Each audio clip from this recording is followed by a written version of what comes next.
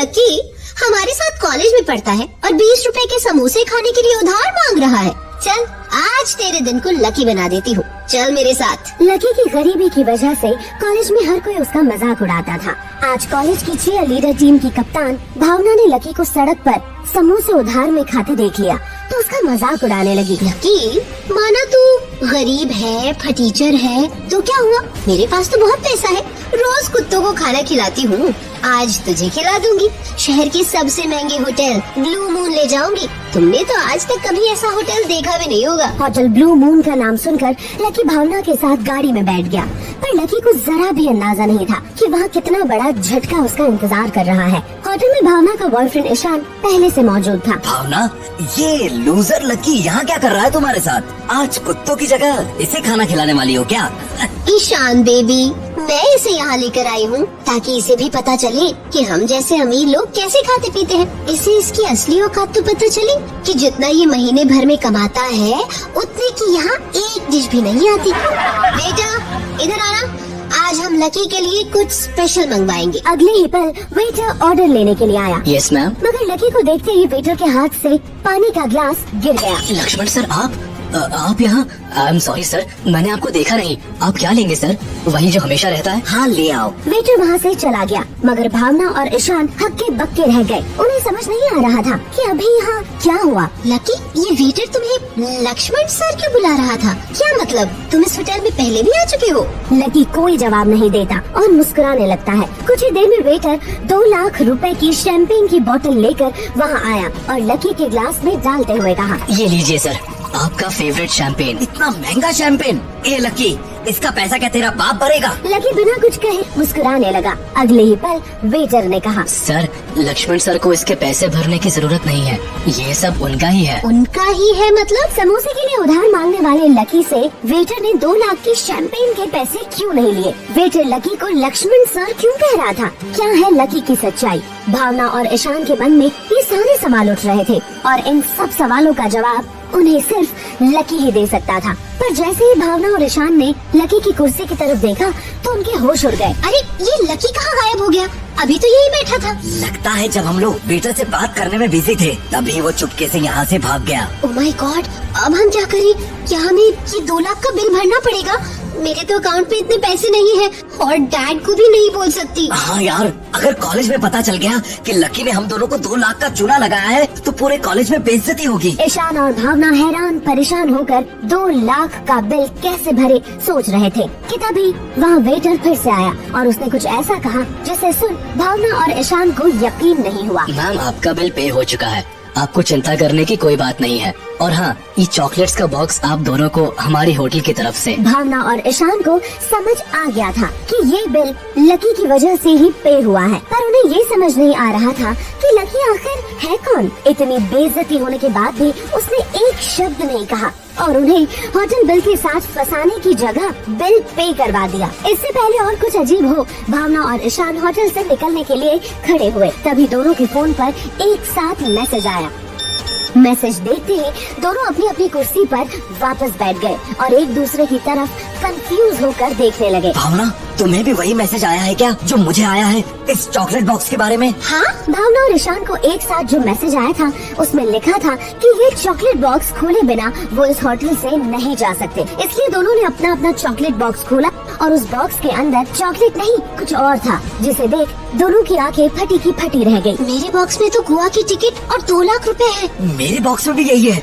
क्या ये सब लकी ने दिया है? अपने अपने बॉक्स में गोवा के टिकट और 2 लाख देखकर ईशान और भावना को कुछ समझ नहीं आ रहा था। तभी भावना की नजर उस बॉक्स में रखे एक लिफाफे पे पड़ी। उसे खोलकर जब उसने देखा तो उसके पैरों तले जमीन खिसक गई। गोवा में तुम दोनों के लिए 1 हफ्ते का 5 स्टार रिजॉर्ट में फुल पेड हॉलिडे रिजर्व है और 2 लाख तुम्हारे खर्चे के लिए।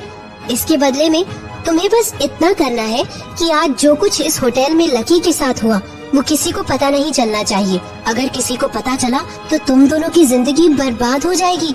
और हाँ, इस बॉक्स के बारे में भी तुम किसी को नहीं बताओगे, लकी को भी नहीं। लिफाफे के अंदर के लेटर को पढ़ने के बाद ईशान और भावना को समझ आ गया था कि ये बॉक्स लकी ने नहीं किसी और ने भेजा है। पर कौन हो सकता है ये बॉक्स भेजने वाला? कुछ देर सोचने के बाद दोनों ने फैसला किया कि मुफ्त का गोवा हॉलिडे और 2 लाख मिल रहे हैं तो क्यों लकी जैसे फटीचर के चक्कर में पड़े। उन दोनों ने टिकट और पैसे निकाले और होटल से बाहर निकल पड़े। इधर होटल में ये सब हो रहा था, वहीं दूसरी तरफ होटल से निकलकर लकी को कुछ समझ नहीं आ रहा था कि वो अब क्या करे। उसकी असली पहचान आज सबके सामने आने ही वाली थी और अगर वो पहचान सामने आ जाती तो लकी की 8 साल की मेहनत बेकार हो जाती और उसकी पूरी जिंदगी बर्बाद हो जाती। तभी उसने होटल के सामने खड़ी काले रंग की BMW को देखा और उसे समझ आ गया कि उसकी असलियत कोई नहीं जान पाएगा। पर ये पहली बार नहीं था जब लकी की असलियत पूरी दुनिया के सामने आते आते रह गई थी। 1 हफ्ते पहले भी कुछ ऐसा हुआ था जब लकी अपने दोस्त राधिका के साथ कॉलेज कैंटीन के बाहर खड़ा था। चलिए 1 हफ्ते पहले चलकर जानते हैं उस दिन का किस्सा। लकी, तुम्हें बुरा तो नहीं लगता कि इस कॉलेज के अमीर लड़के लड़कियाँ हमेशा तुम्हें परेशान करते रहते हैं? तुम इन सब बिगड़ैल अमीर स्टूडेंट से ज्यादा टैलेंटेड हो, कॉलेज की टॉपर भी हो और स्कॉलरशिप हासिल करके यहाँ पढ़ रहे हो। नहीं राधिका, मुझे अब इन लोगों की बातों का बुरा नहीं लगता। वैसे भी मैं यहाँ पढ़ने आया हूँ, इन अमीर लड़के लड़कियों की तरह ऐश करने और मस्ती करने नहीं। इतना कहकर लकी राधिका को कैंटीन के पास छोड़कर क्लास की तरफ जाने लगा। लकी निकल ही रहा था कि तभी कैंटीन से अपने गर्ल गैंग के साथ ज्योति बाहर निकली। ज्योति कॉलेज की ट्रस्टी की बेटी थी और उसे अपनी अमीरी और खूबसूरती का कुछ ज्यादा ही घमंड था और उसे लकी से बेहद नफरत थी। राधिका को बाहर अकेले देख ज्योति उसके पास गई और बदतमीजी करने लगी। गर्ल्स, ये देखो लकी की फटीचर दोस्त राधिका। एक लकी क्या कम था जो इस राधिका को भी कॉलेज में एडमिशन मिल गया। इन दोनों की वजह से ये कॉलेज एक गंदी बस्ती जैसा लगने लगा है। ज्योति की बात सुन राधिका को गुस्सा तो बहुत आया पर उसने कुछ नहीं बोला। वो कॉलेज में बिना मतलब का कोई बखेड़ा खड़ा नहीं करना चाहती थी। वो चुपचाप वहाँ से जाने लगी। हड़बड़ी में वो सामने से आते राहुल को नहीं देख पाई जो कॉलेज का सबसे बड़ा लड़कीबाज था और लकी की एक्स गर्लफ्रेंड डिम्पल को डेट कर रहा था। अरे क्या बात है, पहले लकी की एक्स डिम्पल मेरे पास आई और अब लकी की नई दोस्त राधिका भी मेरे पास आ रही है। पर राधिका, तुम मेरे टाइप की नहीं हो। वो क्या है ना, मुझे गरीबों से एलर्जी है। राहुल ने राधिका को साइड हटा दिया। राहुल से टकराने के बाद राधिका शर्मिंदा हो गई और चाह कर भी एक कदम नहीं चल सकी। इतने में ही ज्योति और उसके गर्ल गैंग ने राधिका को घेर लिया। तुम लोग इस कॉलेज के लायक नहीं हो। कहाँ हम जैसे अमीर लोग और कहाँ तुम जैसे पैदाइशी भिखारी। तुम लोगों की वजह से पूरा कॉलेज किसी गरीब गंदी बस्ती जैसा लगता है और राधिका तुमसे ये जो आंवला चमेली के तेल की बदबू आती है, उल्टी आती है उससे। यक! इतना सुनना था कि राधिका के सब्र का बांध टूट गया। वो गुस्से में बोल पड़ी। ओ हेलो मैडम, तुम चाहकर भी कुछ नहीं कर सकती, समझी? क्योंकि मैंने और लकी दोनों ने एग्जाम में टॉप किया है और हमें स्कॉलरशिप मिली है। तुम जैसे अमीर बाप की बिगड़ी औलादे तो पास भी अपने बाप के पैसों के दम पर होती है। तुम्हारे पापा कॉलेज के ट्रस्टी ना होते तो कभी पास भी नहीं हो पाती। तुम्हारी खुद की औकात क्या है? इतना सुनना था कि राधिका के सब्र का बांध टूट गया। वो गुस्से में बोल पड़ी। राधिका की ये बात ज्योति को जैसे तीर की तरह चुभ गई। आज तक पूरे कॉलेज में किसी की हिम्मत नहीं हुई थी ज्योति से इस तरह बात करने की और आज राधिका ने अपने सब दोस्तों के सामने उसे ऐसा जवाब दिया था। ये देख ज्योति ने अपना आपा खो दिया। क्या कहा? तेरी इतनी हिम्मत कि तू मुझसे ऐसे बात करेगी? ये कहकर गुस्से में तमतमाई ज्योति ने राधिका को थप्पड़ मारने के लिए हाथ उठाया ही था कि अचानक वहाँ लकी पहुँच गया और उसने ज्योति का हाथ पकड़कर पीछे धकेल दिया। लकी के साथ कोई बुरा बिहेव करे तो वो शांति से झेल लेता था पर राधिका के साथ वो ऐसी बदतमीजी बर्दाश्त नहीं कर पाया। राधिका बेहद सीधी और मासूम थी और उसकी आंखों से निकलते आंसू देखकर लकी से चुप नहीं रहा गया। उसने ज्योति और उसकी गर्ल गैंग की तरफ गुस्से से देखते हुए कहा, बस बहुत हुआ। हम गरीब हैं पर हमारा भी सेल्फ रिस्पेक्ट है और हम किसी की भीख लेकर इस कॉलेज में नहीं पढ़ रहे। हमने इस कॉलेज में एडमिशन अपने बलबूते पर लिया है। अब बात को यहीं खत्म करो और निकलो यहाँ से। लकी को इस तरह गुस्से में देखकर राहुल वहाँ से चुपचाप निकल गया क्योंकि वो जानता था कि लकी गुस्से में क्या कर सकता है। उसने ज्योति को भी वहाँ से निकलने को कहा पर ज्योति ने राहुल को धक्का मार दिया और लकी के सामने खड़ी हो गुस्से से चिल्लाने लगी। क्या कहा तुमने? मुझे निकलने को बोल रहे हो?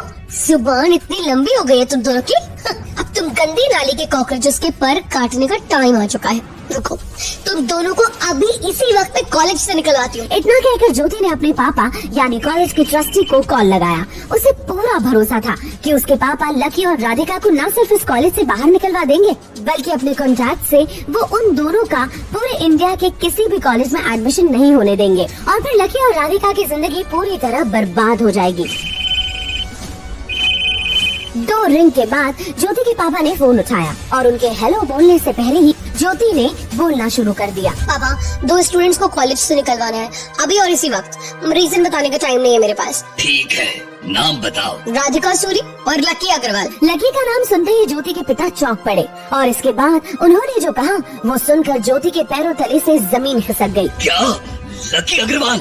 ज्योति, तुम्हें पता नहीं है कि तुमने कितनी बड़ी गलती कर दी है। अभी के अभी लकी से माफी मांगो, नहीं तो ये कॉलेज कल ही बंद हो जाएगा, साथ ही मेरा बिजनेस भी बर्बाद हो जाएगा और हम सड़क पर आ जाएंगे। इतना कहकर ज्योति के पापा ने फोन काट दिया। ज्योति को कुछ समझ नहीं आ रहा था। शहर के इतने बड़े आदमी और कॉलेज के ट्रस्टी होने के बावजूद उन्होंने अपनी बेटी को उस फटीचर 2 कौड़ी के लकी से माफी मांगने को क्यों कहा। ज्योति को ये भी समझ नहीं आ रहा था कि लकी से माफी ना मांगने पर कॉलेज क्यों बंद हो जाएगा और क्यों लकी उसके पापा का बिजनेस रातों रात बर्बाद कर सकते हैं। क्या थी लकी की सच्चाई और लकी इस सच्चाई को दुनिया से क्यों छुपा रहा था। ज्योति ने कुछ देर सोचकर जैसे ही लकी से माफी मांगने के लिए उसकी तरफ देखा तो लकी वहाँ नहीं था और ज्योति की गाड़ी के बोनट पर बिल्कुल वैसा ही डब्बा था जैसा आज होटल में ईशान और भूमिका को मिला था, पर उसमें टिकट नहीं, कुछ फोटोग्राफ थे और एक पेपर पर लिखा था कॉलेज छोड़ दो और जो तुम्हारे पापा ने लकी के बारे में कहा उसे भूल जाओ। अगर ये बात किसी को भी पता चली तो तुम बर्बाद हो जाओगी। अगले दिन ज्योति ने कॉलेज छोड़ दिया और लकी की असलियत दुनिया के सामने आने से बच गई। आज भी बिल्कुल ऐसा ही हुआ था। लकी को समझ नहीं आ रहा था कि उसके अलावा कौन है जो उसकी असलियत छुपा रहा है। क्यों होटल के वेटर ने लकी को सर कहा, क्यों कॉलेज की ट्रस्टी ने अपनी ही बेटी से लकी को माफी मांगने को कहा। 8 साल से लकी क्या छुपा रहा है और कौन है वो जिसने लकी की असलियत सामने आने से रोकने के लिए ईशान, भूमिका और ज्योति को बॉक्स भेजा। ये तो बस लकी की कहानी का एक हिस्सा है।